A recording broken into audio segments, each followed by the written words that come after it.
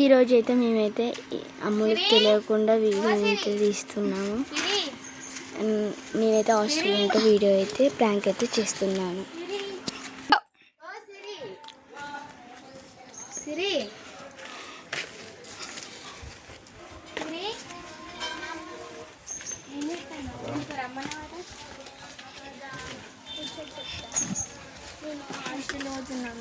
ఎందుకు మా మమ్మీ వాళ్ళు పంపిస్తా అన్నారు.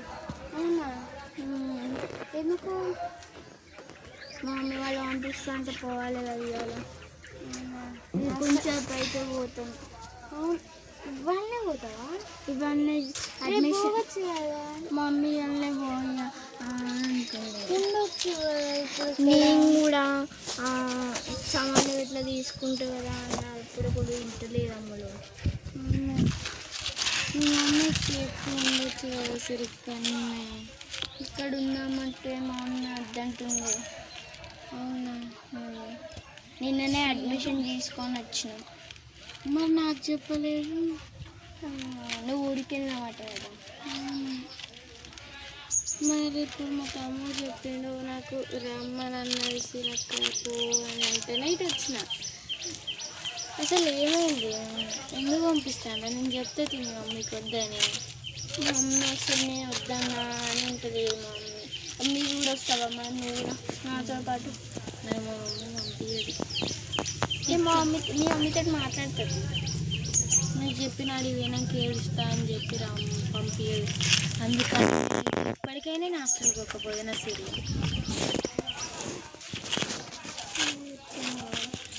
ఉండరాదు సిరిక్కనే. ఉన్నామంటే మా మమ్మీని అడగండి.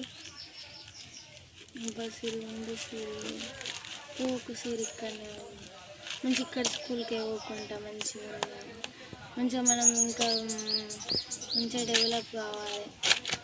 మంచిగా చెప్తారట మా అమ్మ. అందుకనే హాస్టల్లో ఫుడ్ బాగుండదు, ఏం బాగుండదు. అది ప్రైవేటే కాబట్టి అన్నీ మంచిగానే ఉంటాయి, కవర్ అయి ఉండు అని అంటున్నాను. ఇది చెప్పు కాదు సిరి. అక్కడికి పోతే ఏముంటుంది, మళ్ళీ ప్రైవేట్ అయినా కానీ ఫుడ్ బాగుండదు. మళ్ళీ మన బట్టలు వండుకోవాలి, కింద నుంచి నీళ్ళు దాకా నీళ్ళు మోసుకపోవాలి. కాదు వాళ్ళే మోస్తారట. మా అన్నయ్యలు కూడా ఉన్నారు కదా, అట్లా అని పంపిస్తున్నాను. ఇక్కడ ఉంటే డబ్బులు ఎక్కువ ఖర్చు అవుతున్నాయి. అక్కడ పోతే ఓన్లీ 1 ఇయర్కి 1 lakh. 1 lakh కంచెలు వేసి కడతారు మీరు. మా మమ్మీకి తెలుసు. మా తమ్ముడు అంటే ఇక మీతోటే వస్తాడు కదా. కావాలంటే సండే వస్తాం. సరే అమ్మ, నేను రెడీ అవుతా.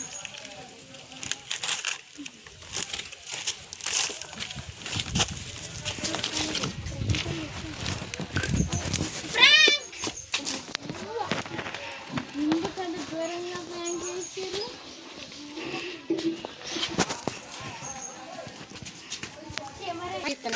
స్టార్ట్ చేసిన పెద్ద దొంగలు తెలుసు. నాకు ఇంత ఘోరంగా ప్లాన్ చేస్తారని అస్సలు అనుకోలేదు నేనైతే. మీరు కూడా రివెంజ్ ప్లాన్ తీసుకుంటాను మీకు. సరే bye. Bye bye bye bye bye bye.